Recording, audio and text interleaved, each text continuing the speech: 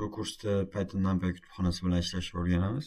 Bu NumPy matematik hisob-kitoblarni tezkor ishlash uchun eng muhim Python kutubxonalaridan biri hisoblanadi. Kurs davomida ko'pacholi arraylarni yaratish, indekslash, matematik amallar bajarish va broadcasting kabi NumPy'ning asosiy imkoniyatlarini ko'rib chiqamiz. Va video davomida NumPy arraylarni yaratish, elementlarni integrlash va slicing, array ustida matematik operatsiyalar, broadcasting, aytib o'tganimdek. Bu kurs Pythonda asosiy darajada biladigan va ilmiy hisob-kitoblar yoki machine learning loyihalarida NumPy'dan tez va samarali foydalanishni o'rganmoqchi bo'lganlar uchun mo'ljallangan. Ya'ni asosiy e'tiborimiz data scientist, machine learning engineers, data analytic yoki deep learning engineerslar uchun qaratilgan. NumPy bu grid ko'rinishida saqlanadigan ma'lumot tuzilmasi hisoblanadi. NumPy array ichida barcha elementlar bir xil data type'da bo'lishi kerak. Masalan, matn va son bilan array aralashib bo'lmaydi. Arrayning o'lchamlari soni, dimension yoki rank deb ataladi. Arrayning shape esa uni har bir o'lchamda nechta element borligini ko'rsatadi va butun sonlardan iborat tuple ko'rinishda bo'ladi. Demak, biz birinchi bo'lib qanday qilib NumPy array yaratish bilan boshlaymiz.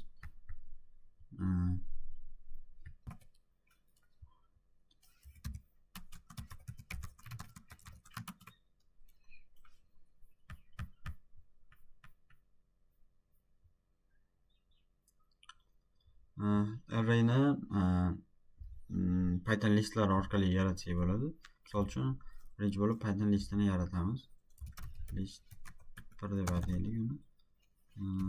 Misol 1, 2, 3. Va buni array NumPy arrayga o'tkazishimiz uchun array va listni beramiz. Qaysi list degan. Bizda shu bilan NumPy arrayga o'tadi va buni tekshirib olishimiz mumkin.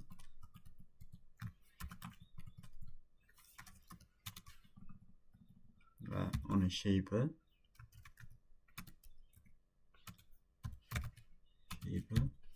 va uni birinchi elementini ko'rsak ham bo'ladi. Ya'ni 0 bilan ko'riladi. Birinchi elementi shu ko'rinishda.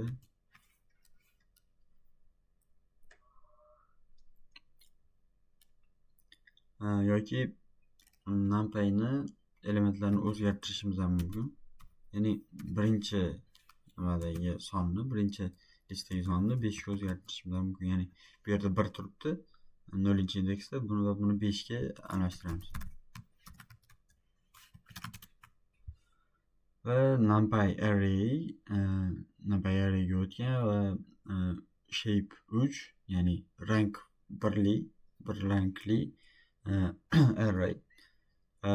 0-indeksdagi son 1, birinchi indeksdagi son 2 va yangi arrayni, ya'ni update qildik. 0-indeksdagini 5 bilan almashtirdik va yangi arrayimiz 5, 2, 3 ga o'zgardi. Endi kelinglar rank 2 li array yaratib ko'ramiz.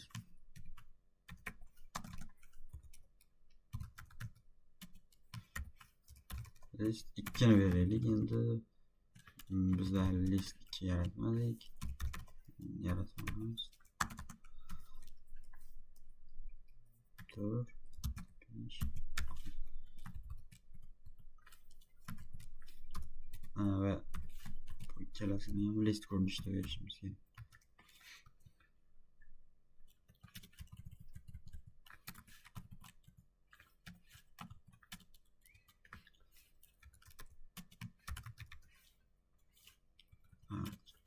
Va uni shape.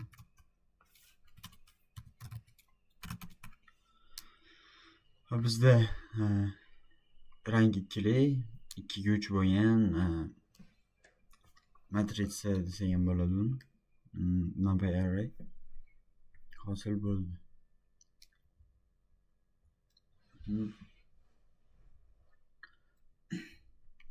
NumPy bilan o'zimiz xohlagan NumPy o'zi bilan arraylar ham yaratsak bo'ladi. Misol uchun array 0, ya'ni 0 bilan to'lgan array hisoblanadi. Ya'ni 3 ga 3 bo'lgan hamma valyulari 0 bo'lgan array yaratib ko'ramiz.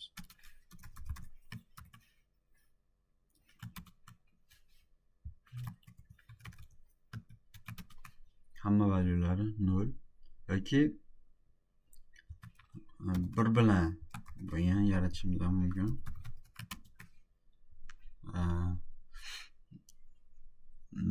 Yoki constant sonlar bilan, ya'ni hamma soni bir xil bo'lgan bilan ham yaratishimiz mumkin.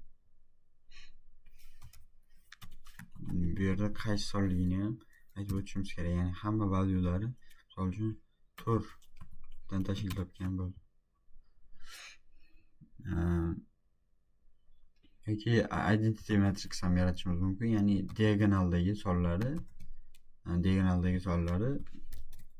1 dan tashkil topgan bo'ladi.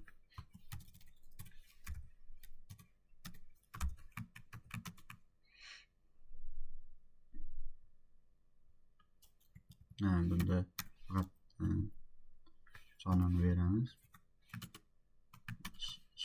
Shape doim square matrix bo'lishi kerak. Ya'ni 3 bo'lsa 3 by 3 bo'ladi. 3 ga 4 bo'la olmaydi. 4 yoki 5 shunday ko'rinishda bo'ladi. O'zi bu yoqqa ham o'ziga moslashadi. Sonni bersak bo'ldi. Yoki randomly yaratishimiz ham mumkin.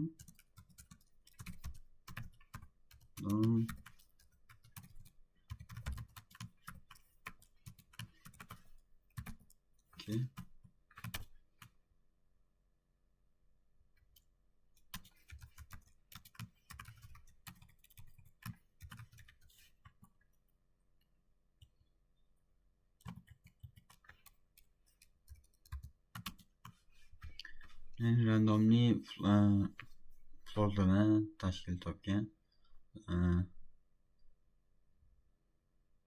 array hosil bo'ladi.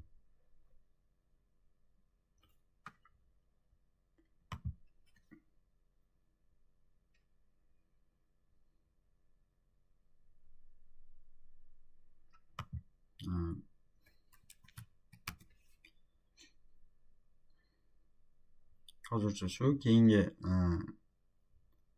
videoda array indexing haqida gaplashamiz. E'tiboringiz uchun rahmat.